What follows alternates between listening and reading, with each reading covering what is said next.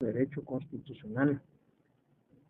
Esta noche pues vamos a analizar todo lo relacionado con el contenido de la unidad número 2.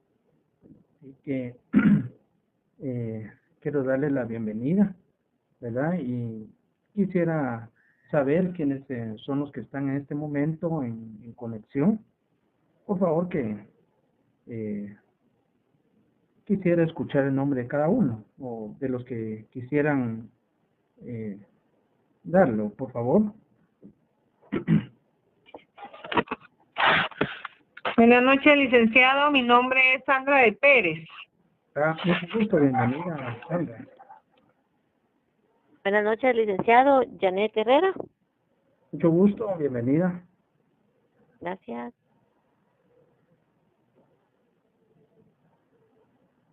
Buenas noches, licenciado.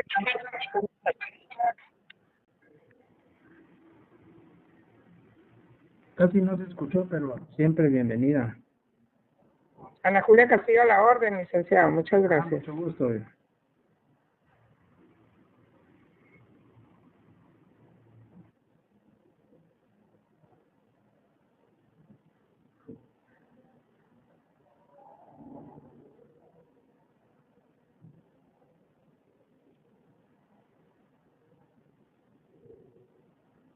Bueno, entonces vamos a iniciar y pues vamos a ver la primera diapositiva.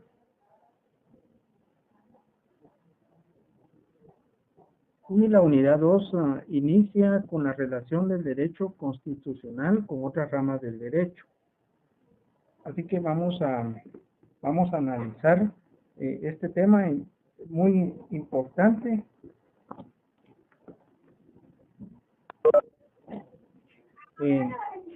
Si pudieran tener una constitución a la mano o bien tenerla ¿Necesita la constitución? esto nos va a servir esta noche. ¿Dónde está? ¿Ah? ¿Ya no viste la constitución? Para que no le haya entendido, porque era mi hermana. No, hombre, a ver que sí. A ver qué le hiciste. ¿No está ahí, ve? Tírame. Ahí ve. Ahí ve. Okay.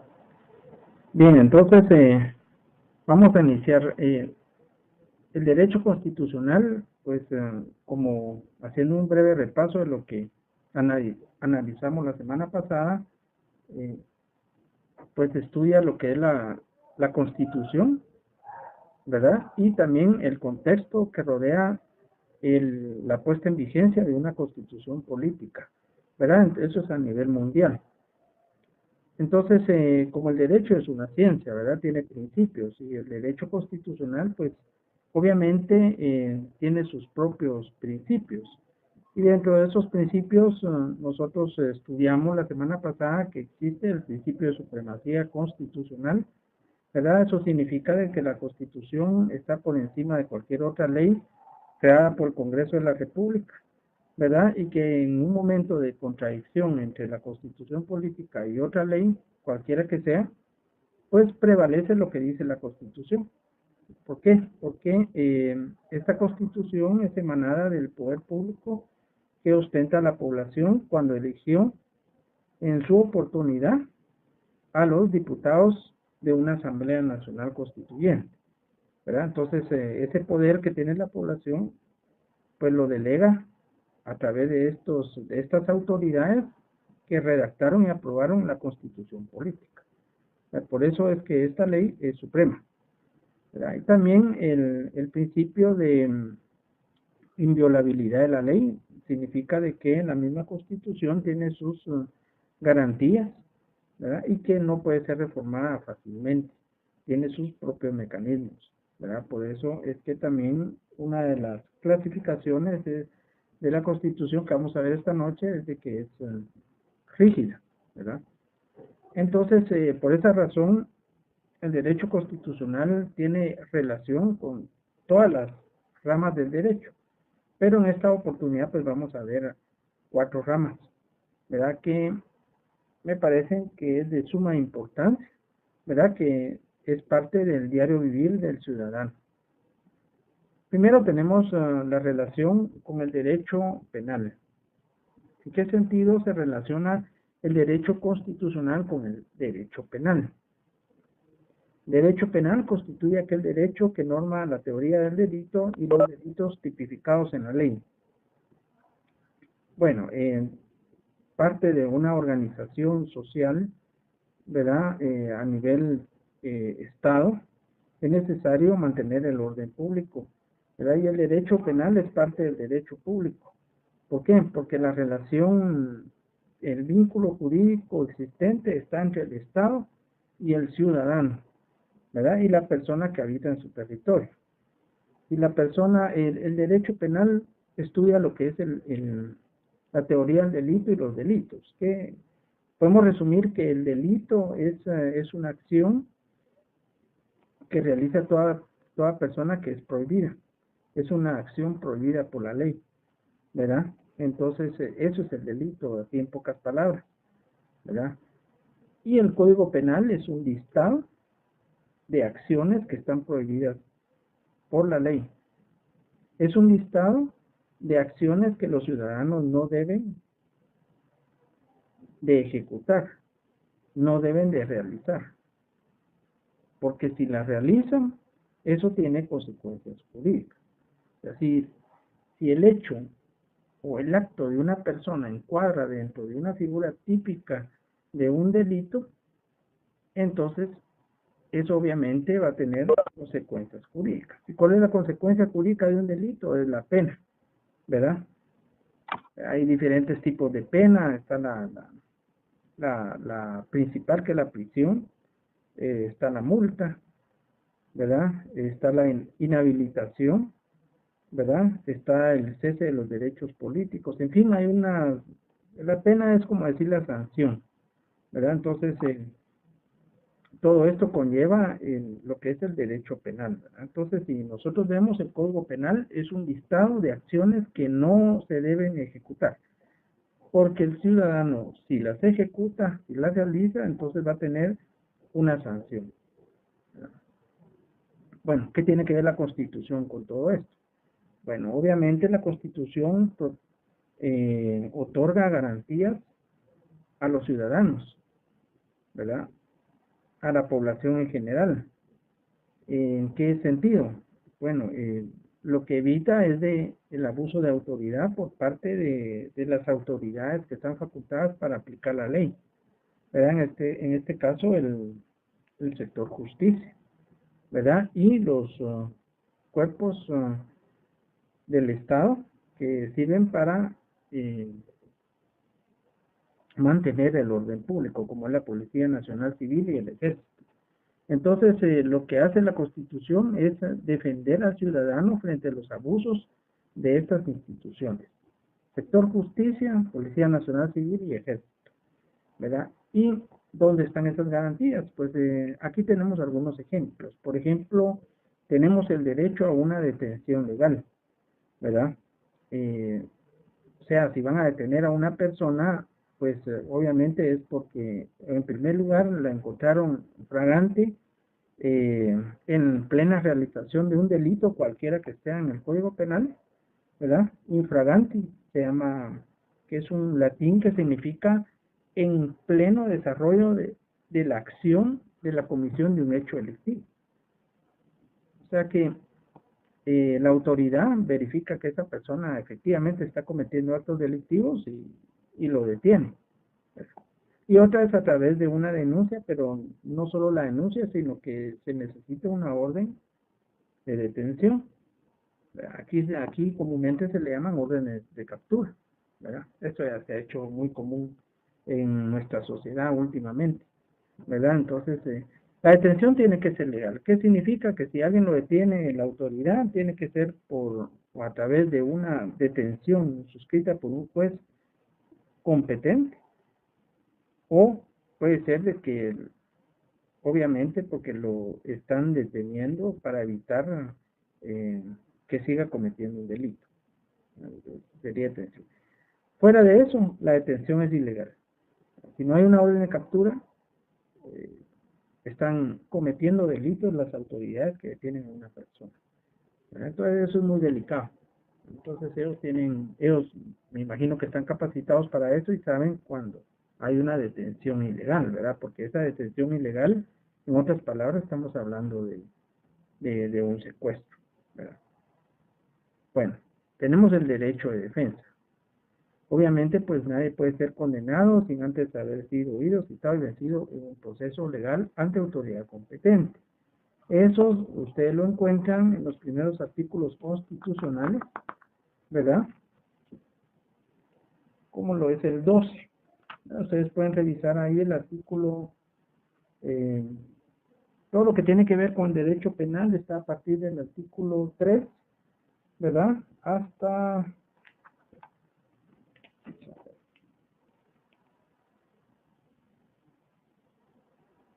el 20, ¿verdad? Pero el derecho de defensa se encuentra en el artículo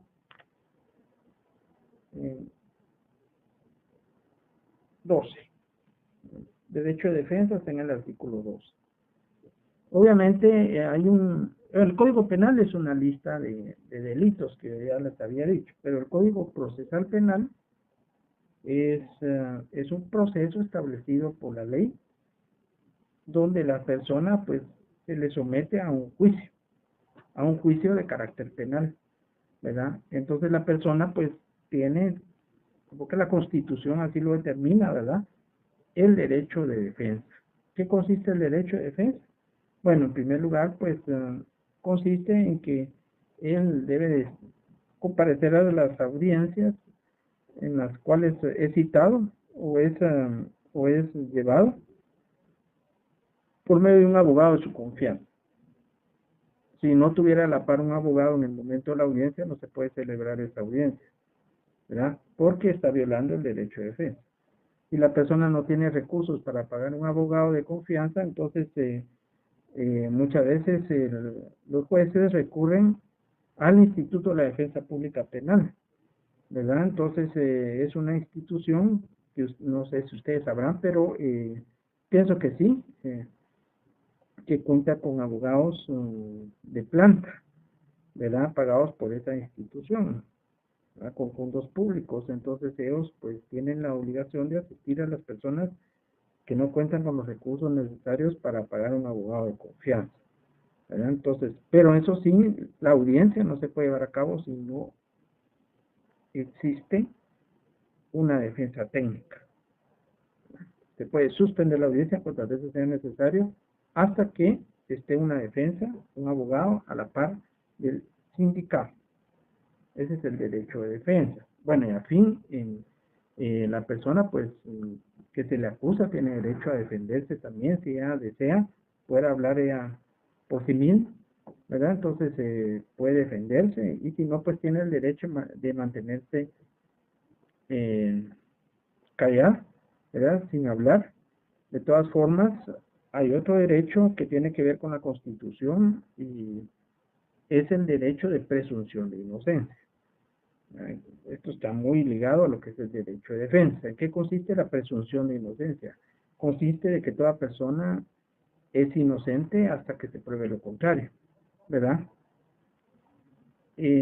Esto pues reviste de carácter constitucional, ¿verdad? Nadie puede ser culpado hasta que no se ve un proceso, un juicio, ¿verdad? Entonces no puede tratarse como culpable a una persona si no tiene un juicio previo, ¿verdad? Eso se viola constantemente en sociedades, no solo aquí, casi en todo el mundo, ¿verdad? Donde las personas que son sindicadas y al final resulta que la sentencia los absuelve, ¿verdad? Y son inocentes, han sufrido una serie de señalamientos y desgaste, ¿verdad? En todo sentido. Entonces, eso pues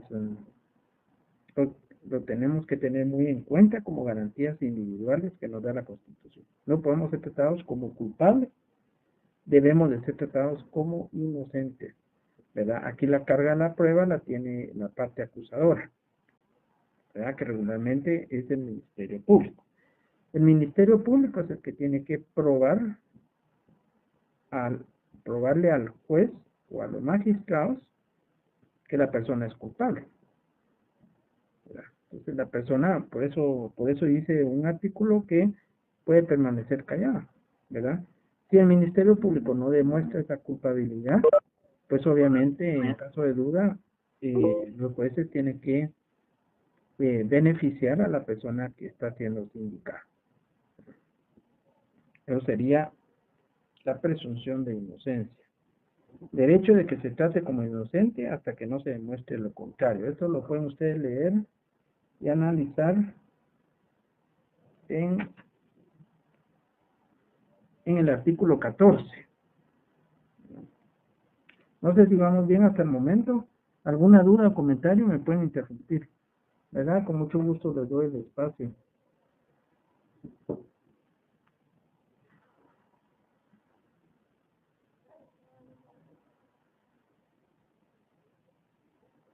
Y así pues hay una serie de situaciones, ¿verdad? Por ejemplo, que los detenidos deben ser puestos a disposición de una autoridad judicial competente en un plazo que no sea 6 horas, ¿verdad? Hay figuras que salen a veces como la prisión preventiva y prisión provisional, que son dos figuras totalmente diferentes, ¿verdad? No debería haber prisión provisional porque eso atenta pues obviamente contra la presunción de inocencia. Sin embargo, por lo apretado de la agenda de los órganos jurisdiccionales, pues, entonces las personas tienen que como que esperar su turno para ser escuchadas, ¿verdad? O para llevarse a cabo la primera declaración, la audiencia primera declaración. Entonces, eso pues lleva su tiempo. Entonces, mientras corre ese tiempo, la persona pues está en ese limbo, ¿verdad? En ese stand-by, ¿no? Hablando en otras palabras, en espera de, ¿verdad? Que se realice la audiencia de primera declaración, ¿verdad? La prisión provisional procede cuando el juez la decreta después de la audiencia de primera declaración, ¿verdad? Porque el juez puede determinar las medidas cautelares o bien las medidas preventivas que a su juicio crea convenientes, ¿verdad? Pero todo eso lo tiene que ser basado en la ley. Muy bien, entonces vamos a pasar al otro. Buenas noches, Alex. Sí, buenas noches. Me saluda Giovanni. Sí, Giovanni, buenas noches. Mire, una pregunta, Alex. Por ejemplo, como ahí dice un plazo que no exceda 6 horas, por ejemplo, en un accidente de tránsito o algo, que hay heridos y todo, ¿ese es el plazo que puede tener la policía o Sí. tránsito o el que lo haya detenido? Pues, o sea, supuesto, todos somos inocentes hasta Así que es. se demuestre lo contrario.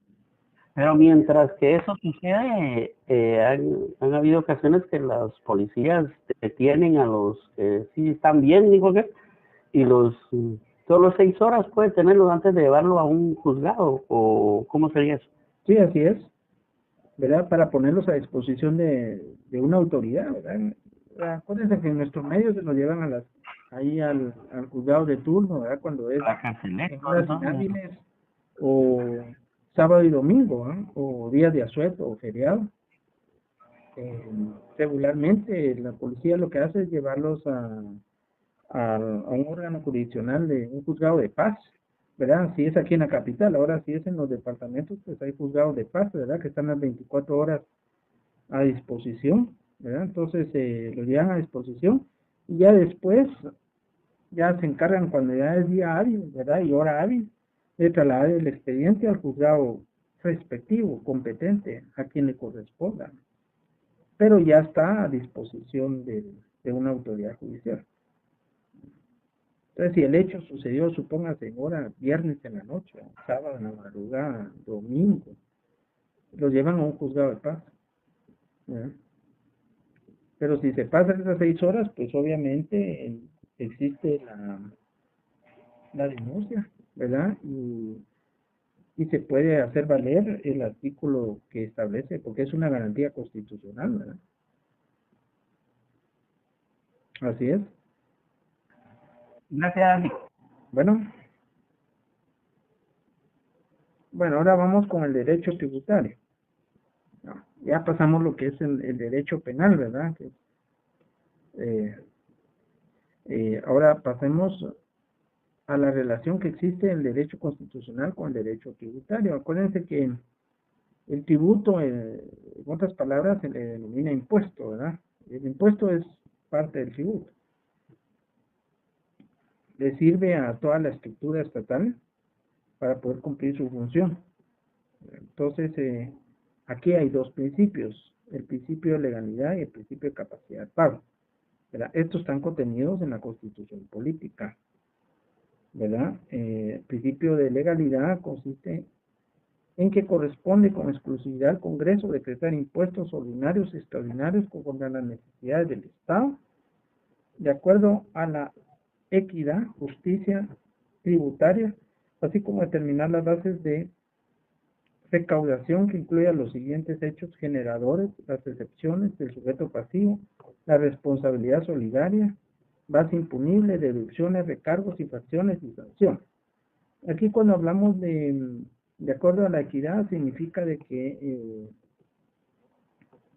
el que tiene más paga más, así como una equidad, ¿verdad? Por ejemplo, el impuesto único sobre inmuebles, ¿verdad?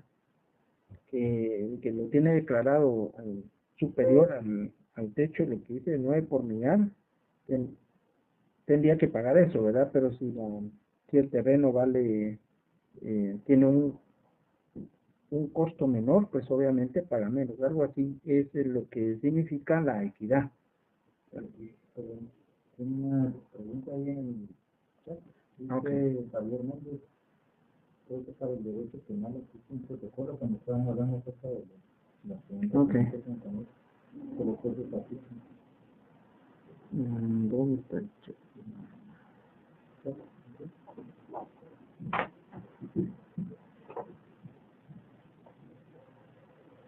¿La puedo contestar así en... Sí, claro.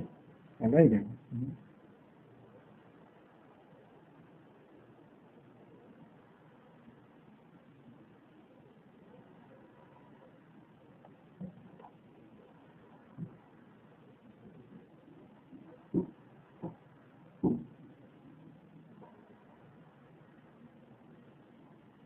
En relación a la pregunta donde dice que en el derecho penal existen protocolos, realmente todo tiene que estar basado en una ley emitida por el Congreso.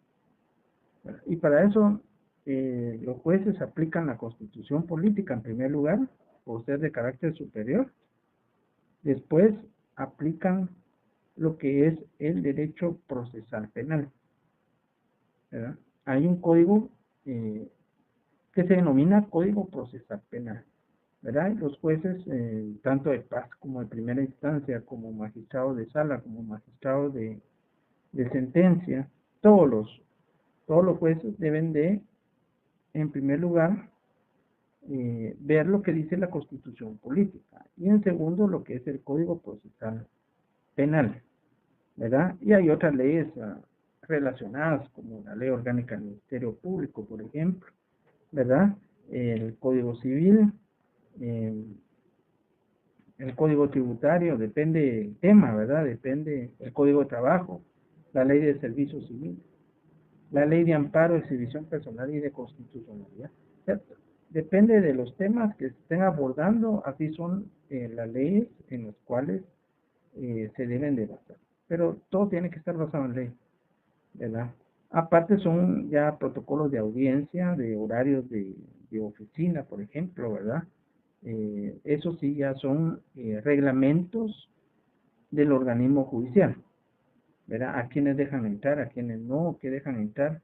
Todos esos protocolos están en los reglamentos emitidos por la Corte Suprema de Justicia, ¿verdad? Pero ya es un organismo independiente, ¿verdad? Pero ya son cuestiones de forma. Todo lo que es de fondo tiene que estar basado en una ley, ¿verdad? En este caso, el Código Procesal Penal, ¿verdad? La Constitución Política y las leyes respectivas, dependiendo del tema. Eso sería entonces, vamos a continuar con el derecho administrativo. ¿Qué relación existe? Perdón, vamos a concluir con el derecho tributario antes de pasar a esto. Entonces, ¿qué relación existe con el derecho constitucional, con el derecho tributario. Precisamente es de que aquí se determinan los principios, ¿verdad?, que van a regir el derecho tributario, como es el derecho a la equidad y el derecho de la justicia tributaria, ¿verdad? Hay un artículo, vamos a ver.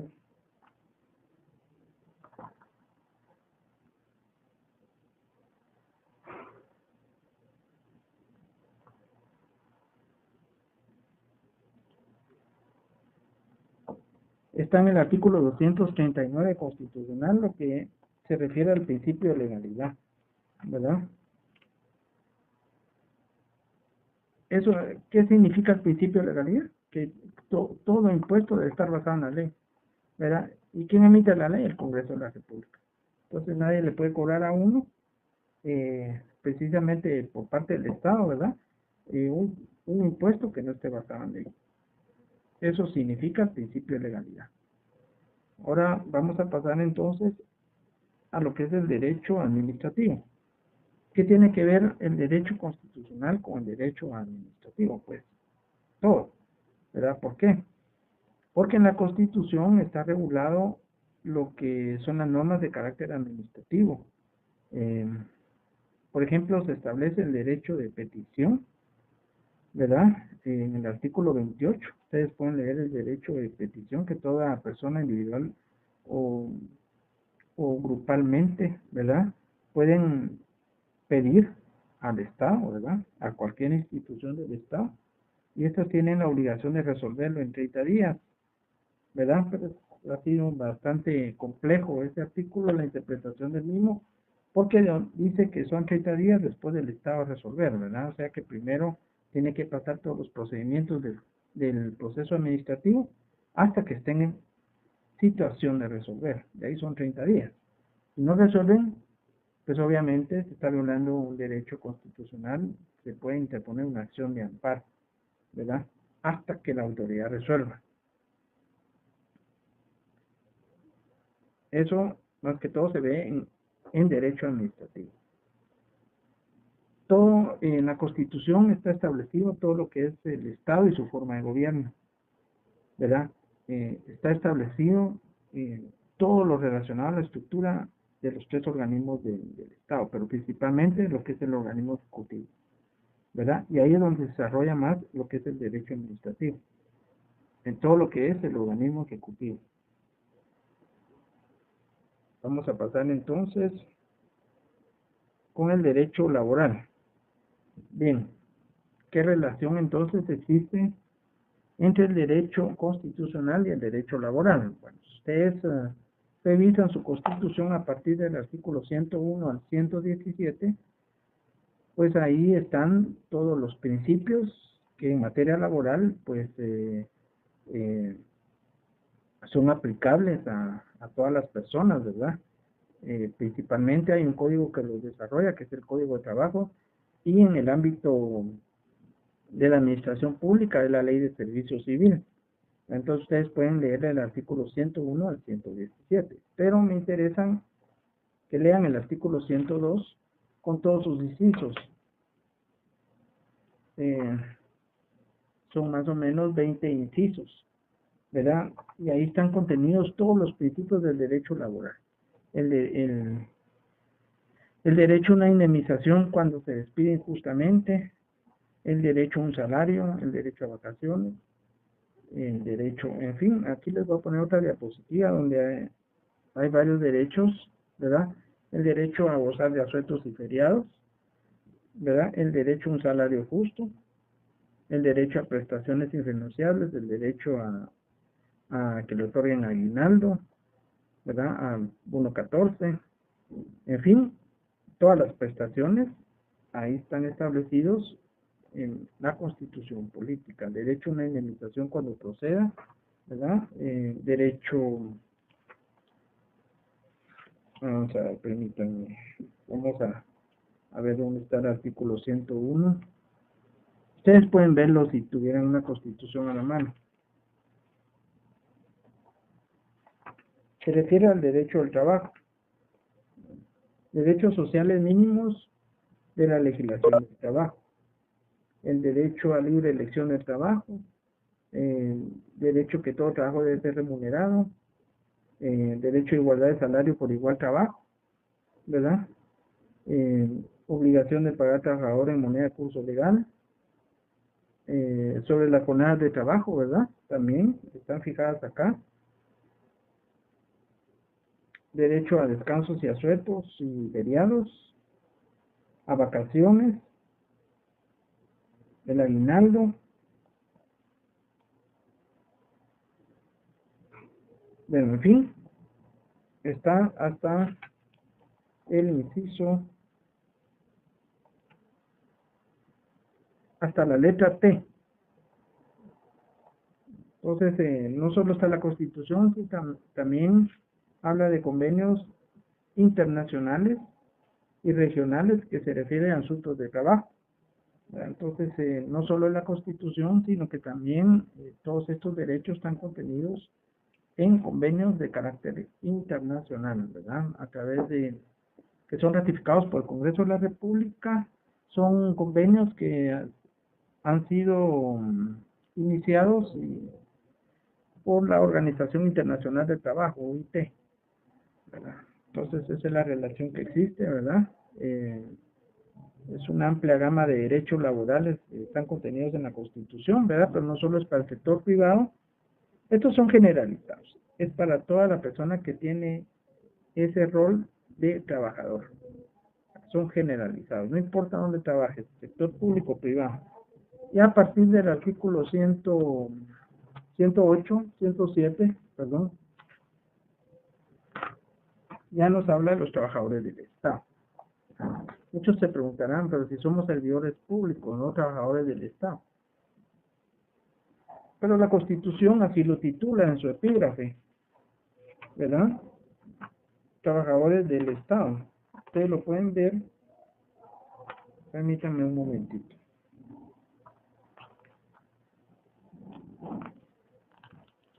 En el 107, 107, ¿verdad? Trabajadores del Estado. Bueno, ¿por qué son trabajadores del Estado? Simple. Porque son trabajadores, porque son servidores públicos, la misma palabra lo dice, públicos. Todos los trabajadores del Estado. El servicio es hacia la población, son públicos, ¿verdad? Las personas están realizando o ejecutando un trabajo de carácter público para el Estado. Entonces son trabajadores del Estado, porque su función es de carácter público, ¿verdad? Entonces, eso pues no debemos de olvidarlo, ¿verdad? Todo lo relacionado con la función pública. Bien, tenemos entonces la clasificación de las constituciones. No sé si tienen alguna duda, ahorita estamos pasando prácticamente a otro tema, ¿verdad? Dejamos atrás lo que es la relación del derecho constitucional con otras ramas del derecho. ¿Hay algún comentario sobre todo esto?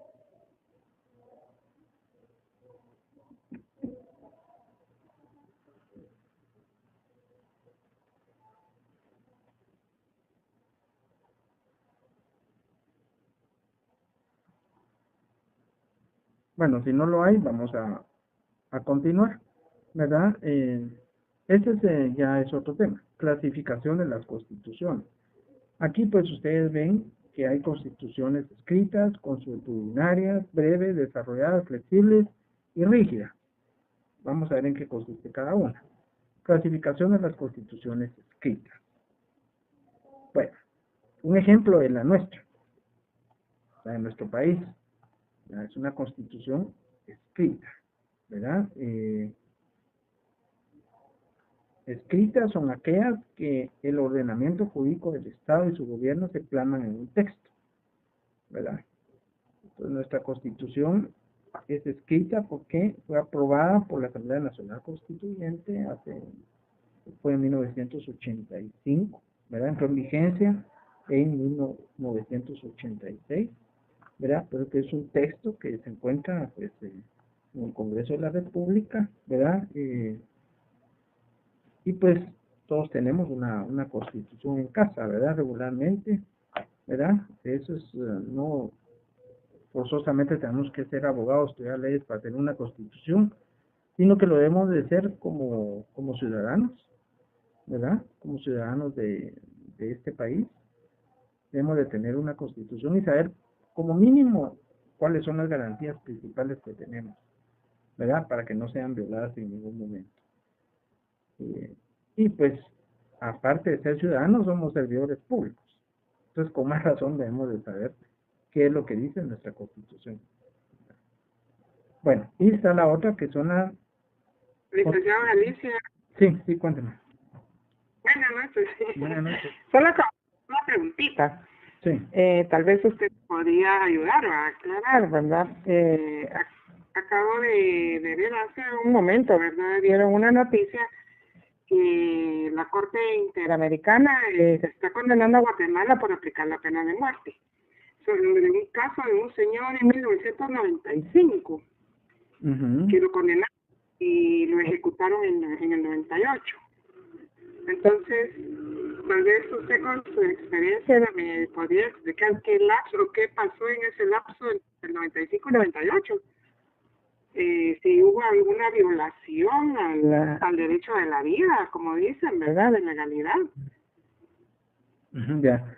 Bueno, sí, para emitir una opinión certera, obviamente, tendría que tener los expedientes y las resoluciones a la vista, ¿verdad?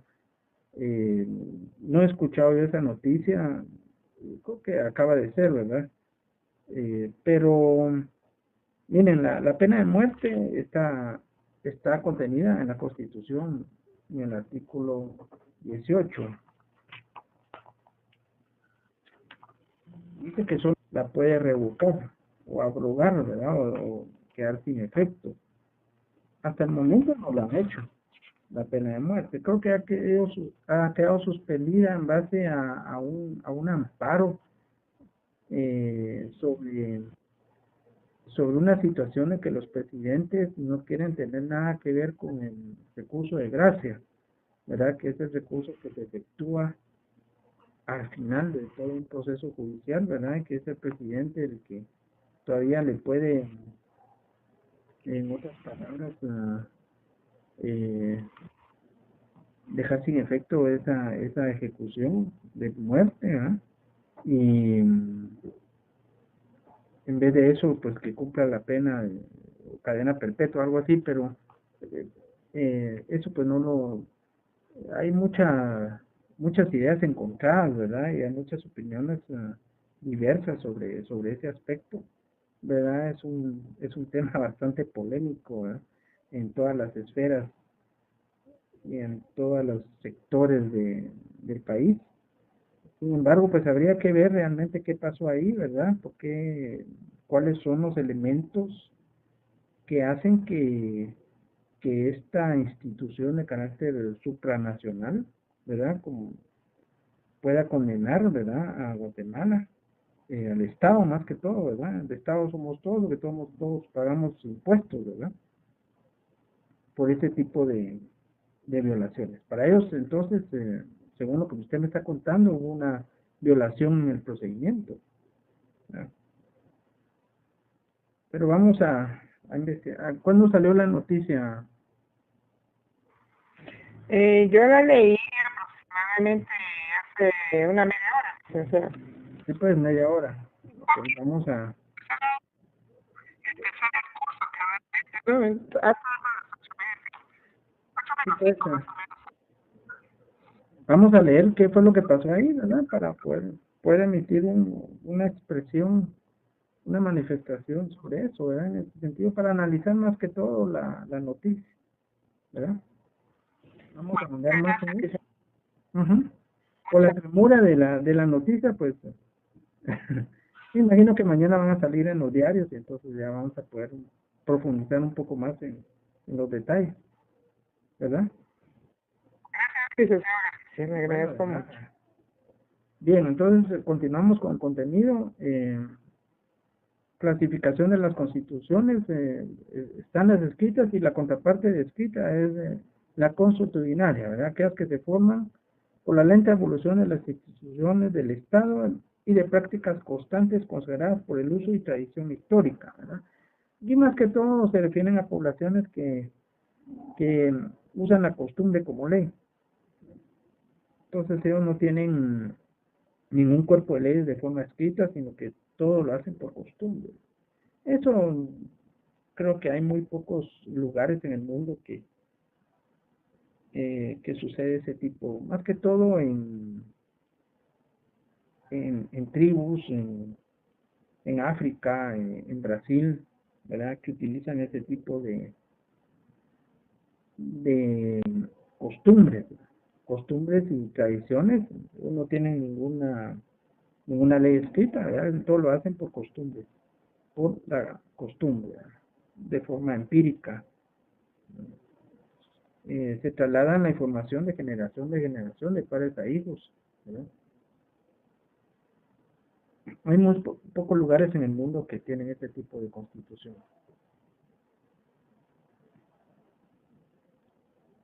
Tenemos las constituciones breves,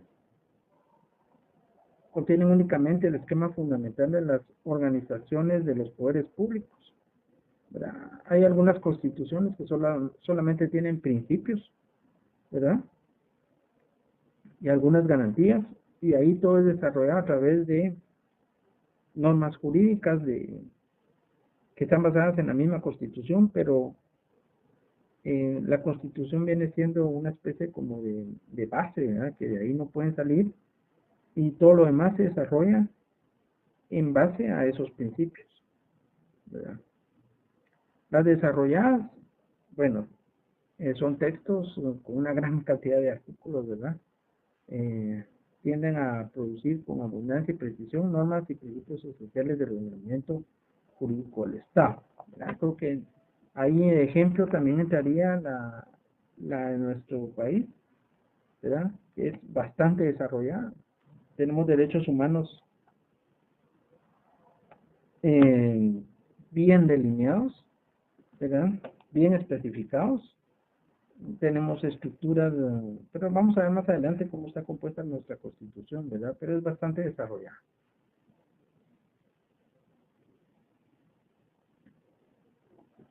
Clasificación flexible y rígida. Aquí es fácil notar la diferencia. La flexible, eso significa que el texto puede ser modificado por el órgano legislativo ordinario en la misma forma que una ley ordinaria. O sea que si nuestra Constitución fuera flexible, el Congreso de la República podría modificarla, como que fuera una ley ordinaria, como que fuera el Código Penal, como que fuera el Código Civil, como que fuera el Código Tributario, como que fuera el Código de Comercio, el Código de Trabajo. Solo se necesitarían 105 votos y se reforma la Constitución. Ese es si fuera de carácter flexible, pero no lo es. Nuestra Constitución es rígida. ¿Por qué? Porque miren lo que dice aquí.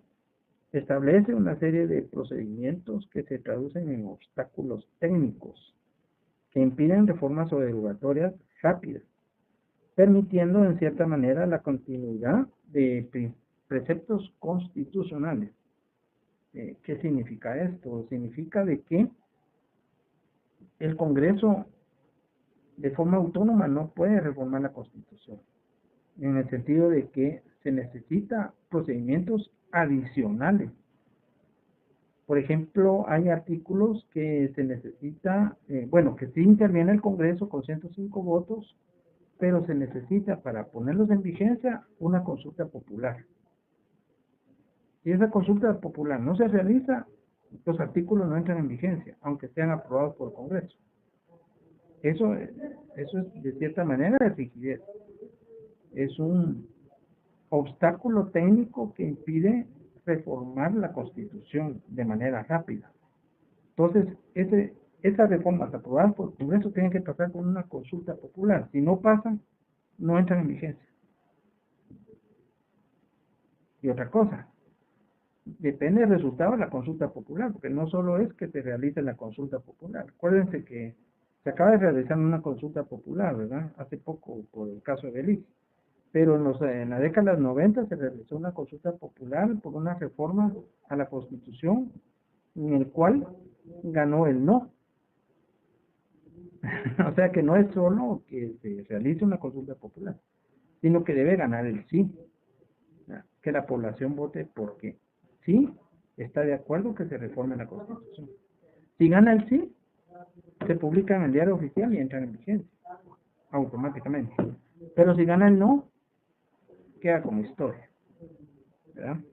Así como estas reformas de la década de los 90. Bien.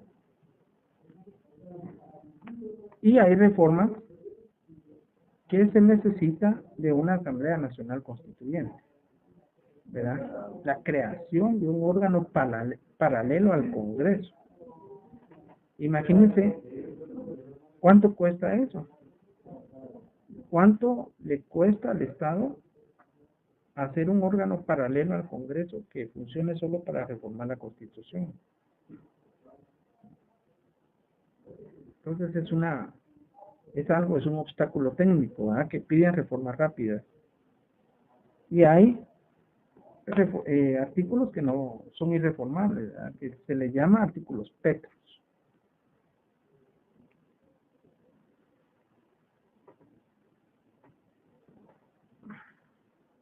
Bien. Aquí habla sobre la preeminencia del que prevalece más, y los tratados y convenios internacionales en materia de derechos humanos o la Constitución política. Para esto, pues obviamente, si ustedes leen detenidamente el artículo 46, habla de que el derecho internacional prevalece en materia de derechos humanos sobre el derecho interno, ¿verdad?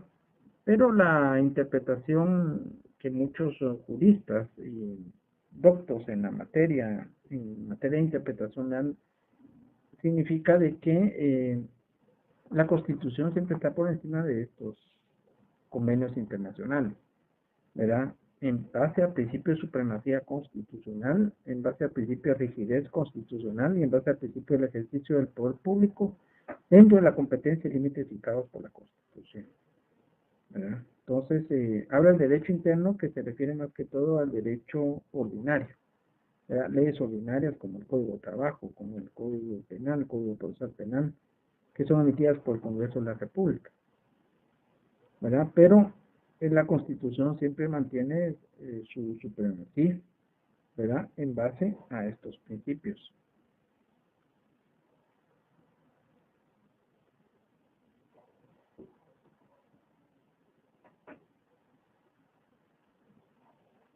Bien, entonces vamos a entrar al tercer y último tema, ¿verdad? Primero hablamos de de la relación que existe entre el derecho constitucional y las otras ramas del derecho, como es el derecho penal tributario, el derecho laboral y el derecho administrativo. Pero solo toqué los aspectos más importantes, ¿verdad?, de la vida diaria. Sin embargo, el derecho constitucional tiene relación con todas las ramas del derecho: mercantil, de familia, ¿verdad?, civil, en fin, hay muchas otras ramas que también por cuestiones de tiempo no tocamos. Y la segunda parte fue sobre la clasificación de nuestras constituciones, ¿verdad?, de todas las constituciones, que son escritas, consuetudinarias, breves, desarrolladas, flexibles y rígidas. Ahora me gustaría saber cómo analizan ustedes la Constitución de nuestro país, ¿verdad? ¿Cómo la consideran ustedes? ¿En qué tipo de clasificación podría encajar nuestra Constitución? Un par de comentarios, por favor, solo para ver qué es lo que piensan, para escucharlos.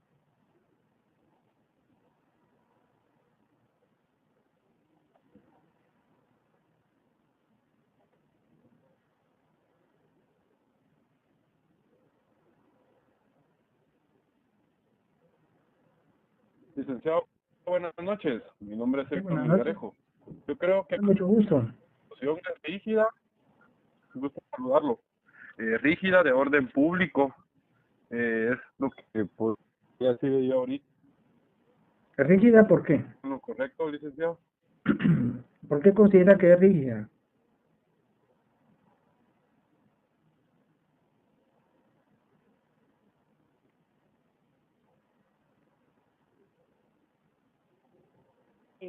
Tal vez, licenciado, lo que usted explicaba, esta no puede ser modificada. Eso, cabal, apoyando, gracias, Janet. Cabal, Perdón, eso, perdón, ni que te dejo ahí. pero sí, Ujú. se dice lo que dice, porque tiene normas, o tiene que no puede ser modificada, licenciado, si no es a través de un procedimiento especial, como usted decía, una consulta popular o una Asamblea Nacional Constituyente. Así es. O sea, si nos quedamos en que no puede ser modificada, no es válido, ¿verdad? Porque sí puede ser modificada. Y de hecho ha sido modificada en la década de los 90. Pero se necesitan procedimientos especiales para poder hacerlo. Por eso es rígida. ¿Algún último comentario sobre esto?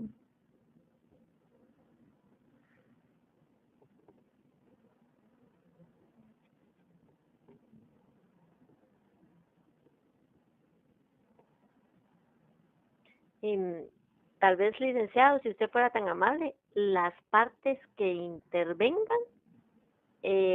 llamémosle en la solicitud de alguna modificación que se le quiera hacer. Eh, No sé si me explico ¿Cómo bien con la podría pregunta. ampliar el comentario? Por ejemplo, como hablamos de flexible y rígida. Y Sí, en la ¿dónde rígida, encaja pues, usted nuestra Constitución? perdón, ¿En dónde encaja usted? ¿Será que es escrita, breve, desarrollada, flexible, rígida? rígida. ¿O tendrá varios de estos aspectos? Tiene todos, ajá, de hecho los tiene todos. Es que me llamó la atención, pero creo que es más profunda el tema porque son varias partes, ¿verdad? O sea, yo sé que nosotros como pueblo podemos solicitarlo. Una entidad, por ejemplo, o quiénes, porque ahí es donde me quedé. ¿Quiénes pueden solicitar reformas? Ajá, correcto. Esa es la pregunta. Ok. Sí. Ya, mire, pues todo lo de las reformas, ahorita por cuestiones de tiempo que nos quedan como 8 minutos, no se los puedo yo leer, pero sí es bastante. Al final de la Constitución, ¿verdad?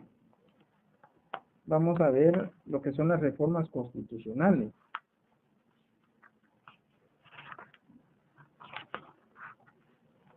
A partir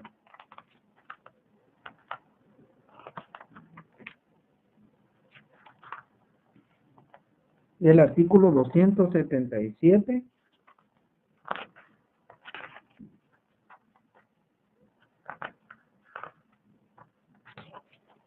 de ahí en adelante hasta 281, ¿verdad? Del 277 al 281. Ahí habla de la conformación de una asamblea, ¿verdad? Iniciativa de ley para proponer reformas está en el 277. Presidente de la República, en Consejo de Ministros, 10 o más diputados al Congreso, la Corte de Constitucionalidad y el pueblo mediante la petición dirigida al Congreso de la República por no menos de 5.000 ciudadanos debidamente empadronados por registro de ciudadanos. Esos son los que tienen iniciativa para proponer reformas a la Constitución. 277. Gracias, licenciada. Muy bien. Bueno, ahora vamos directamente hasta las partes de la Constitución, ¿verdad? Así rapidito les voy a decir que tiene 3 partes de nuestra Constitución. La primera es dogmática, la segunda es orgánica y la tercera pragmática. El dogmática tiene que ver con principios del sistema, ¿verdad? Y aquí nuestra Constitución contiene los derechos humanos, de carácter individual, de carácter social, ¿verdad? ¿Qué es un dogma? Son fundamentos o puntos de un sistema, ciencia o doctrina. En este caso, los derechos humanos, pues, son principios, ¿verdad? Son fundamentos de un sistema, ¿verdad? De un sistema, de una república, de un sistema democrático. Imagínense que no hubieran derechos humanos. Tiene que haber derechos humanos en todo estado, ¿verdad?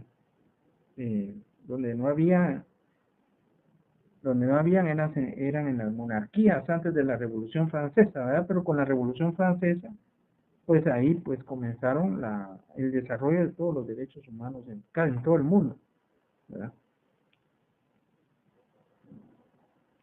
Y ahí tenemos la parte orgánica, ¿verdad? Bueno, aquí en la parte dogmática tenemos derechos humanos de carácter individual y derechos humanos de carácter social.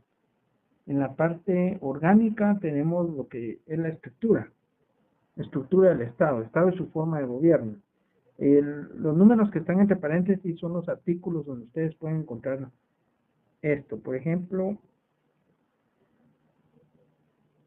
en su forma estructural el Estado y su forma de gobierno está lo que es el régimen económico-social en el artículo 118, el ejercicio del poder público 152, la estructura y organización del Estado 223, régimen político electoral en el mismo artículo, régimen administrativo 224, régimen de control y fiscalización 232, régimen financiero 237 y régimen municipal 253. Por otra parte tenemos la estructura de los organismos del Estado, legislativo 157, ejecutivo 182 y judicial 203. Esa es la parte orgánica. Y por último tenemos la parte pragmática, que es la parte práctica. En otras palabras, la parte práctica. Ahí tenemos lo que es las garantías constitucionales, las garantías para defender la propia Constitución, ¿verdad? Y su contenido, la exhibición personal, artículo 263, la acción de amparo, 265, la inconstitucionalidad de la ley, 266. Y tenemos también, por otro lado, lo que es el institucionalismo constitucional, que la otra semana lo vamos a ver con más detalle, que se refiere a la Corte de Constitucionalidad en el artículo 268 y a la Comisión y Procurador de los Derechos Humanos 273. Bueno, estos serían entonces los tres temas. Tenemos imágenes para comentar, solamente dos, ¿verdad? Quisiera que comentáramos qué es lo que ustedes ven en esa imagen, qué representa, ¿verdad? Y quisiera escuchar un comentario.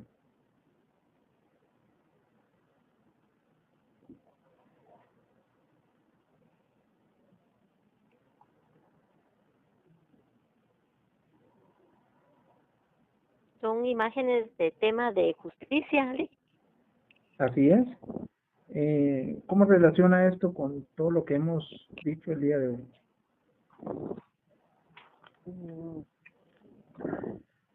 Tenemos un lugar donde puede ser llevada una persona para un debido proceso Así es.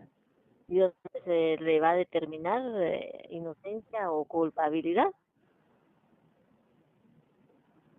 La justicia muchas veces es definida como una virtud, otras como un principio, ¿verdad? Otras como un valor. Otros definen a la justicia como un valor. Pero la justicia, podemos decir que es dar a cada quien lo que se merece, ¿verdad? Entonces, muchas veces decimos que existen injusticias, ¿verdad? A veces la persona no recibe el mérito de su esfuerzo, entonces decimos que es injusto. O otras personas que no han hecho ningún esfuerzo reciben, entonces también decimos que es injusto. Entonces, la justicia es como es equilibrada en el sentido de dar a cada quien lo que le corresponde. Así es, hay juristas que definen la justicia de esa forma, ¿verdad? Entonces, en la aplicación de la justicia, pues por eso es que ese símbolo de la justicia es una dama, ¿verdad? Que tiene una espada, pero que tiene una vena en los ojos. ¿Qué significa eso?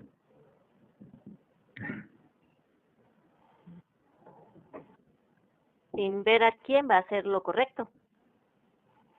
Ajá, la vena en los ojos significa que tiene que ser objetiva, ¿verdad? Que no tiene que Objetivo. emitir sentencias con el hígado, ¿verdad? Ni por manifestación de emociones, sino que es racional, ¿verdad? Tiene que ser objetiva. Si no hay ninguna prueba, pues, obviamente, eso tiene que ver con los medios de prueba, ¿verdad? En la objetividad. Entonces, mediante supuestos no se puede juzgar a alguien, mediante especulaciones tampoco. Tiene que ser objetivo. Significa que se debe de emitir fallos objetivos, racionales. ¿Y la espada qué significa?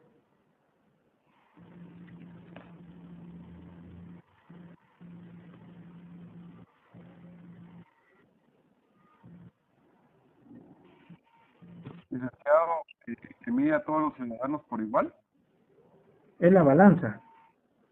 Esa es la balanza. Ah, ok. La igualdad, ¿verdad? Que las partes son iguales.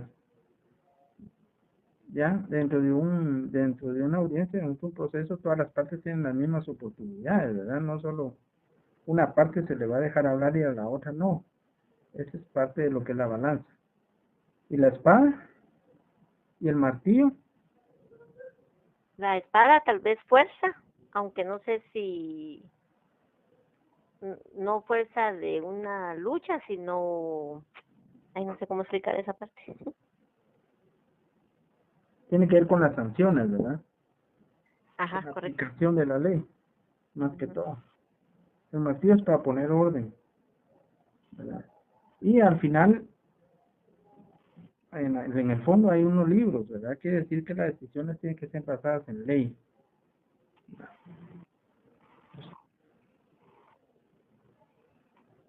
Y la última, pues que fue cuando, es una asamblea que fue la que emitió la Constitución de los Estados Unidos de Norteamérica. Es una constitución breve, ¿verdad? Porque la Constitución de Estados Unidos es pequeña, son pocos artículos, están contenidos los grandes principios, ¿verdad? Como la libertad, que es uno de ellos, ¿verdad? Y en base a ese principio se desarrollan una serie de normas, ¿verdad? A través de todos los estados, en base a la libertad, igualdad, democracia. Todos esos principios están contenidos en la Constitución. ¿Algún comentario para terminar?